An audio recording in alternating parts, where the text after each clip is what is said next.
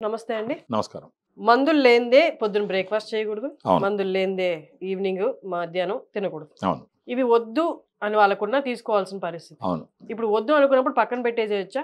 అలాంటి ఒక ఆస్కారం మనకుందా? డయాబెటిస్ వచ్చింది అనంటే 3 చాలా ఇంపార్టెంట్. ఒకటొచ్చి ఏంటంటే తీసుకునే ఆహారం.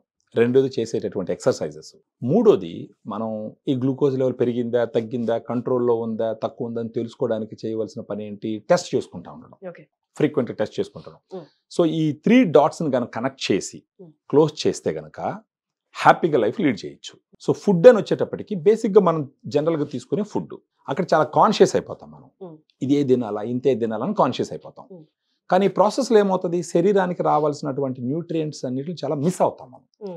అది కాకుండా డయాబెటిస్ ఉన్న వాళ్ళకి ఈ కాన్షియస్‌గా ఫుడ్ తీసుకోవడం వల్ల శరీరానికి రావాల్సినటువంటి న్యూట్రియంట్స్ అన్ని రానందువల్ల, ఒకటి షుగర్ లెవెల్ అధికంగా ఉండడం వల్ల ప్రోగ్రెసివ్ మజిల్ లాస్ అనేది ఉంటుంది. అంటే కంటిన్యూస్‌గా మజిల్ లాస్ అయిపోతూ ఉంటుందన్నమాట. సన్నబడిపోతూ ఉంటారు.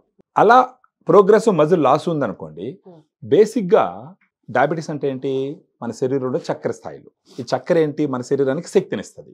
ఈ షుగర్ వచ్చేసి మన బాడీలో ఉండి సెల్ లోపలికి వెళ్తే ఆ సెల్ ఆ షుగర్ను వాడుకొని మన శరీరానికి శక్తినిస్తుంది. మీరు ఊహించండి, నాకు ఒక బాగా మజిల్ ఉంది, నా శరీరంలో గ్లూకోజ్ ఉంది, గుడ్ అమౌంట్ ఆఫ్ మజిల్ ఉంది కాబట్టి ఈ గ్లూకోజ్ ఆ మజిల్లోకి వెళ్తుంది, యూటిలైజ్ అవుతుంది, గ్లూకోజ్ లెవెల్ తగ్గుతుంది. ఇప్పుడు నాకు తక్కువ మజిల్స్ ఉన్నాయనుకోండి, ఈ గ్లూకోజ్ ఉన్న గ్లూకోజ్ అంతా యూటిలైజ్ అవ్వదు, ఎందుకంటే అక్కడ మజిలే లేదు. ఈ ఎక్కడ వాడుతుంది ఇది? సో ఈ మజిల్ గుడ్ అమౌంట్లో ఉండిందంటే శరీరంలో ఉన్న చక్కెర స్థాయిలన్నీ యూటిలైజ్ అవుతాయి, కంట్రోల్ అవుతుంది. సో ఇక్కడ వచ్చిన అవకాశం ఏంటంటే డయాగ్రాండ్. ఈ డయాగ్రాండ్ ఇప్పుడు నేను చెప్పిన దాంట్లో ఏం చేస్తుంది? ఒకటి వచ్చేసి గ్లూకోజ్ లెవెల్ పెరుగుతుంది, మజిల్ తక్కువ ఉండడం వల్ల ఈ గ్లూకోజ్ లెవెల్ యూటిలైజ్ అవ్వదు, మళ్ళీ చక్కెర స్థాయిలు పెరిగిపోతే, చక్కెర స్థాయిలు పెరిగిపోతే శరీరంలో ఉండే ఇన్సులిన్ పనిచేయదు, అది పనిచేయలేదంటే మళ్ళా చక్కెర స్థాయిలు పెరిగిపోతాయి, మళ్ళా పెరిగిందంటే మజిల్ తగ్గిపోతుంది. ఇది ఒక విషియస్ సైకిల్ అనమాట. దీన్ని బ్రేక్ చేయాలి. దాన్ని బ్రేక్ చేయడానికి పనికొచ్చేది డయాగ్రాండ్. ఇది ఎలా బ్రేక్ చేస్తుందని మీరు అడగచ్చు నన్ను. డయాగ్రాండ్ అనేది మన బ్రాండ్ నేము. దీంట్లో 5 types of protein specifically formulated for diabetic patients.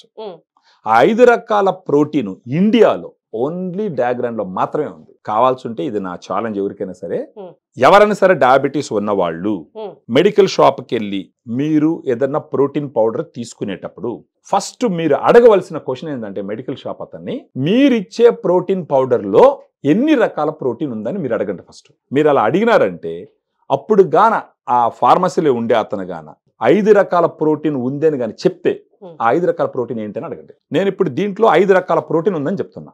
5 రకాల ప్రోటీన్ ఏంటంటే సోయా, కెసిన్, తర్వాత వే ప్రోటీన్, గ్రీన్ పీ అంటే పచ్చిబట్టనాలు ఉంటాయి కదా ఆ ప్రోటీన్, తర్వాత brown rice protein.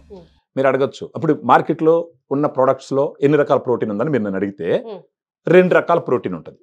90% of brands వచ్చి సోయా ఉంటుంది, వే ప్రోటీన్ ఉంటుంది, లేదా సోయా ప్రోటీన్ ఉంటుంది, లేదా కెసిన్ ప్రోటీన్ ఉంటుంది. కెసిన్ సోయా లేదా సోయా వే.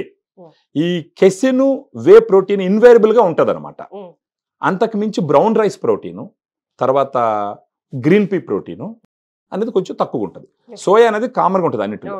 దీంట్లో 5 ఎందుకు ఇచ్చినాం? ఒక్కొక్క రకమైన సోర్స్ నుంచి వచ్చిన ప్రోటీన్ లో ఒక్కొక్క రకమైన అమైనో యాసిడ్ ప్రొఫైల్ ఉంటుంది. 5 రకాలు కలిపినామంటే good amount of amino acid. Amino acids అంటే ఏంటంటే, మనం గోడ కట్టేటప్పుడు ఇటుకలు ఎలా వాడతామో ప్రోటీన్ కి అమైనో యాసిడ్స్ ఆ విధంగా ఇటుకలాగా పనిచేస్తుంది. ఈ 5 రకాల ప్రోటీన్ తీసుకున్నప్పుడు good amount of amino acid profile ఉంటుంది కాబట్టి అప్పుడు డయాగ్రాండ్ పౌడర్ తీసుకుంటే వాళ్ళకి లీన్ మజిల్ మాసు, కొవ్వుతో పెట్టిన మజిల్ కాదు, పక్క కండరంతో పెట్టిన కండరం మజిల్ ఇంప్రూవ్ అయ్యేదానికి అవకాశం ఉంటుంది. మీరు ఊహించండి, వాళ్ళ మజిల్ మాసు పెరిగింది, కొవ్వు తగ్గింది ఫర్ ఎగ్జాంపుల్. అప్పుడు శరీరంలో ఉన్న గ్లూకోజు సమర్థవంతంగా శరీరం వాడుకుంటుంది. వాడుకుంటే అప్పుడు వాళ్ళకి ఎనర్జీ వస్తుంది. ప్రోటీన్ ఎనర్జీని ఇస్తుంది. ఇప్పుడు డయాబెటీస్ అన్న వాళ్ళకి నీరసం ఉంటుంది కదా సాయంకాలం దాకా, ఆ నీరసాన్ని తగ్గిస్తుంది, మంచి ఎనర్జీని ఇస్తుంది. దీంతో పాటు ఫైబర్ ఉంటుంది, వైటమిన్స్ ఉంటాయి, మినరల్స్ ఉంటాయి. వాటన్నిటికి మించి ఎల్ కార్నిటిన్, టారిన్, ఐనోసిటల్ అని 3 ఉంటాయి. ఇది కూడా చాలా వాటిలో ఉండవు, చాలా కొద్ది బ్రాండ్లో ఉంటుంది. అది కూడా మనం ఇచ్చినంత క్వాంటిటీ ఉండదు. 30+ మైక్రో న్యూట్రియన్స్ ఉంటాయి. Micro nutrients. ఈ ప్రోటీన్, ఫ్యాట్, కార్బోహైడ్రేట్స్ అన్ని మైక్రో న్యూట్రియన్స్. ఈ వైటమిన్స్, మినరల్స్ అన్ని micro nutrients. So 30+ micro nutrients ఉంటాయి. అంటే ఇది ఒక balanced diet diagram. For example, diabetes ఉన్న వాళ్ళు మార్నింగ్ 2 లెవెల్డ్ స్కూప్ తీసుకుంటే 25 grams పౌడర్ వాళ్ళు తీసుకుంటారు అనమాట. ఓకే. మార్నింగ్ ఒకసారి తీసుకోవచ్చు, ఆఫ్టర్నూన్ ఒకసారి తీసుకోవచ్చు. Mm. అలా తీసుకున్నారంటే ఫస్ట్ ఆఫ్ ఆల్ వాళ్ళకి ఆకలి తగ్గుతుంది. అట్ ద సేమ్ టైం శరీరానికి రావాల్సిన పోషణ వస్తుంది, ఆ క్రేవింగ్స్ తగ్గుతాయి. బేసిక్ గానే డయాబెటీస్ ఉన్న వాళ్ళకి ఇంకా తినాలని ఆశ ఎక్కువ ఉంటుంది, అది కంట్రోల్ అవుతుంది. ఇప్పుడు ఇది నీళ్ళలో తీసుకోవచ్చా? ఆ నీళ్ళలో కలిపి తీసుకోవచ్చు, పాలలో కూడా కలిపి తీసుకోవచ్చు. ఓకే. సో క్రేవింగ్ తగ్గుతుంది, Mm. వాళ్ళ శరీరంలో ఉండే కొవ్వు శాతం తగ్గుతుంది, మజిల్ మాస్ పెరుగుతుంది, Mm. సో గ్లూకోజ్ యూటిలైజేషన్ పెరుగుతుంది, దీంట్లో ఫైబర్ కూడా ఉంది. సో ఇవన్నీ కలిసి ఏం చేస్తుంది, గ్లూకోజ్ లెవెల్ కంట్రోల్ చేస్తుంది, Mm. వాళ్ళ ఎనర్జీని పెంచుతుంది, Mm. వాళ్ళ మజిల్ మాస్ని పెంచుతుంది. Over a period of time Mm. తీసుకోవాల్సిన టాబ్లెట్స్ రిక్వైర్మెంట్ కూడా తగ్గుతుంది. థ్యాంక్ యూ అండి. Thank you so much.